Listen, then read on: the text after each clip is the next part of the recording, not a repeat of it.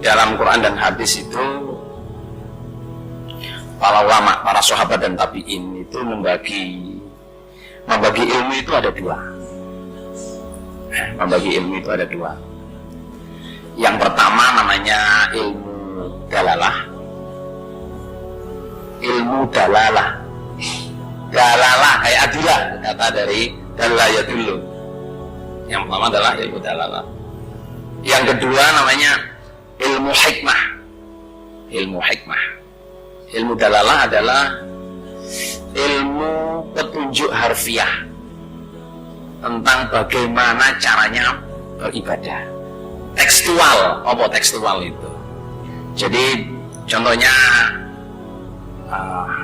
hadis tentang apa? Qala Rasulullah sallallahu alaihi wasallam murus sabiyya bis-shalah idza balagha sab'a sinin wa idza balagha 10 sinin fadribu 'alaiha. Ini contoh ilmu, saya mencontohkan ilmu dalalah. Jadi sabda Nabi, perintahlah anak kecil sholat ketika usia 7 tahun.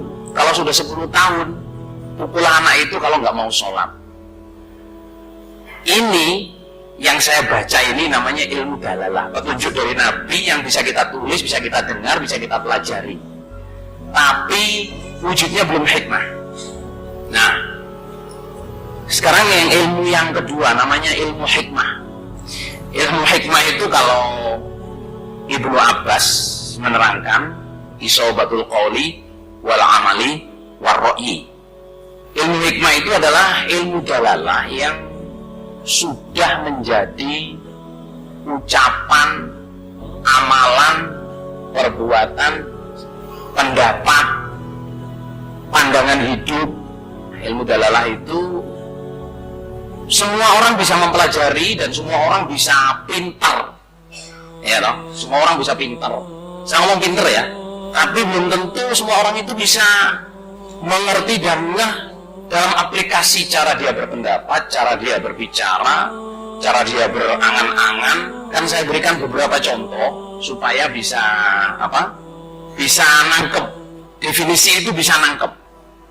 Waktu di IAIN itu, barangkali di sini ada yang sekolah IAIN ya. Waktu di IAIN Sunan Ampel sini, Surabaya, itu di sana diwajibkan mahasiswa tingkat 1 sampai tingkat 2. Jadi tahun pertama sampai tahun kedua itu namanya lab bahasa Arab dan bahasa Inggris. Lab bahasa Arab dan bahasa Inggris. Nah, jadi lab bahasa Arab itu maksudnya Senin Arab, Selasa Inggris, Rabu Arab, Kamis Inggris, Jumat Arab, Sabtu Inggris. Itu jam 7 sampai jam 9 semua tingkat 1, 2, segala jurusan harus duduk di kelas belajar bahasa Arab ngomong, belajar bahasa Inggris ngomong terus selama 2 tahun. Habis itu setelah jam 9 baru kuliah. Untuk lab bahasa Arab itu kalau paling saya itu paling atas. Jadi kelas yang paling atas, dan saya itu insya Allah nomor 4 dari berapa ratus mahasiswa yang ada di jurusan syariah itu. Saya nomor 4, nomor 4 bahasa Arabnya. Nah, saya itu juga kaget-kaget. Aku gak tahu belajar nahwu, gak tahu belajar iku kok. Nah memang ya mubalagi ternyata banyak ininya saudara, banyak praktikalnya. Yang saya nggak bisa itu dari 100 pertanyaan, cuman i'rab hadzal kalimah. Jadi saya dikasih pertanyaan 100 saudara, saya kerjakan kalau lebih kurang dari 15 menit. Yang saya nggak bisa cuma 2, i'rab hadzal kalimah. Sampai saiki ya gak ngerti i'rab hadzal kalimah ya apa ternyata. Terus gini, yang saya dapat ternyata di kelas bahasa Arab ini, insyaallah muridnya waktu itu 52 orang. 52 orang itu rata-rata satu kelas itu hafal alfiyah. Ada yang tahu alfiyah enggak? Alfiyah itu 1000 bait, 1000 bait puisi bahasa Arab yang isinya adalah ilmu nahwu sorob. 1000 bait itu hafal saudara. Saya ada satu kelas rata-rata itu hafal alfiyah. ada yang dari Madura, ya tahu Arudam ya, Arudam. Nah, kebanyakan Madura sama itu, di seberangnya Madura itu, si ngomongin kayak Madura, Bawean, ya. Jadi saya duduk itu kursi paling belakang. Kawan saya ada 6 orang dari Pasuruan 2, dari Surabaya 1, dari Bawean 1, dari Madura. Yang sekarang Profesor Zaid itu kawan saya duduk. Ya, sekarang dia apa? Kepala jurusan Profesor Zahid. Itu gini. Jadi karena ini kelasnya paling top, kelas bahasa paling top, lab bahasa paling top, itu syekhnya namanya Syekh Usman, lulusan Madinah University. Masuk terus ngomong Arab. Ya wis, aku gurumu. Saiki aku nulis tulisan, aku maca tirokno. Jadi waktu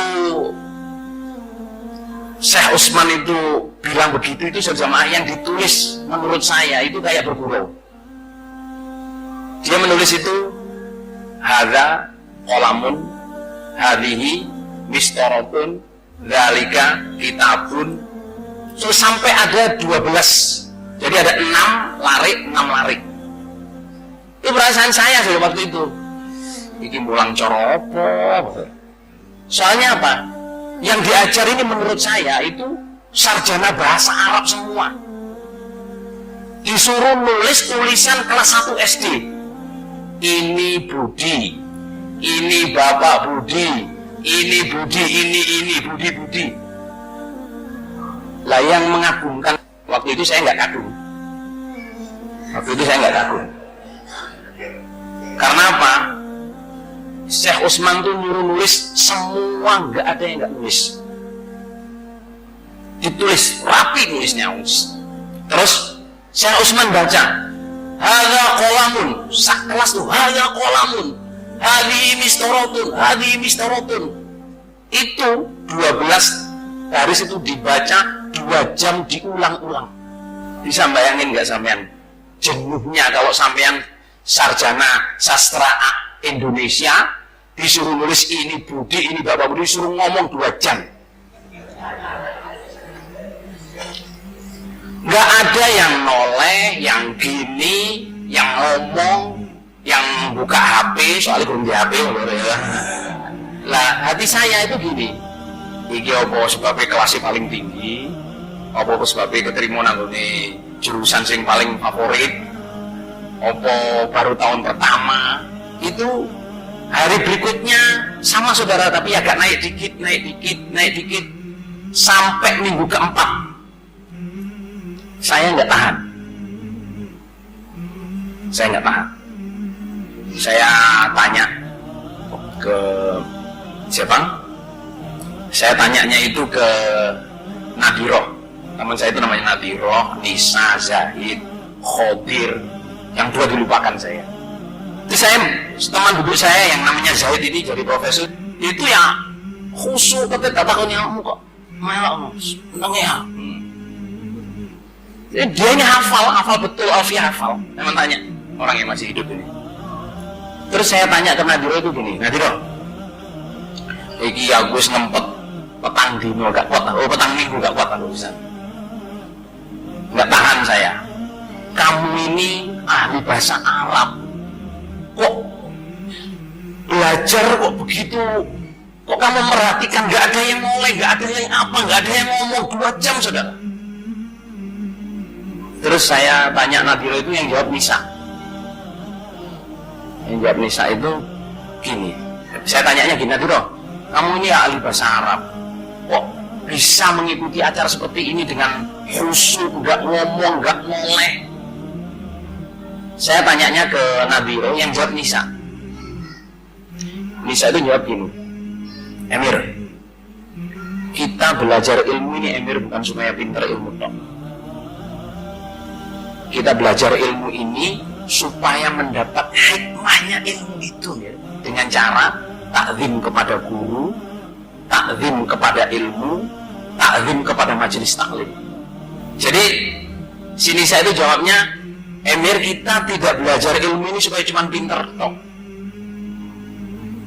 Tapi kita belajar ilmu ini supaya mendapat hikmahnya ilmu itu dengan cara takzim kepada guru, takzim kepada ilmu, dan takzim kepada kegiatan belajar mengajar. Wis dadi wong jagoan, dadi wong pengurus iki sampai saya ini pengurus langit bumi. Saking akeh sing didapuk terus ngomongin pengurus langit bumi. Ben wong pengurus langit bumi awakmu iku bisa takzim nggone guru. Takzim nggone ilmu. Iya dong? Takzim yang ilmu juga, takzim kepada majelis taklim. Kalau ada orang ngajar ngaji sampean pengen ngomong, keluarlah dari sini. Izin angkat tangan. Ojo ngomong dhewe. Enek mubalik ngomong dhewe terus. Saya dipahami Bapak. Ali bin Abi Thalib ngomong, "Ana abduman allamani walau harfan." Saya ini hambanya orang yang pernah ngajar saya meskipun cuma satu huruf. Contoh penghormatan ilmu. Penghormatan ilmu itu Pak Mas Udi almarhum yang nulis kitab kecil. Setiap kali saya ke diri itu, beliau nunggu kitab itu sambil buka kitab Usola, kitabul Adilah, kitab apa. Saya tanya ini, sama yang nulis ini, yang diperintah apa, yang punya amal nulis itu, masa terus gini? Loh, ini ilmu le. Ilmu le gak diteres piye. Ini dengan Bajuri almarhum guru saya sama. Yang diteres, pokoknya di sebelah tempat tidurnya itu selalu ada kitab. Di ruang tamunya selalu ada kitab yang dibuka tiap hari. Oleh Bajuri itu hatam ngajar Bukhari itu berapa puluh kali saudara. Tapi tetap beres kitab Ustola, kitabul Adilah. Itu bagian penghormatan terhadap ilmu. Nah kita tanya diri kita, pernah nggak kita buka Abu Dawud kita, Muslim kita, kalau dalam keadaan tidak ngajar? Enak balik kepada sama 10 tahun nih gak tahu buka Bukhari nih, soalnya gak tahu ini pengajian Bukhari, dia gak dipon pulang Bukhari, ditahu Bukhari nanti laling bumi bos.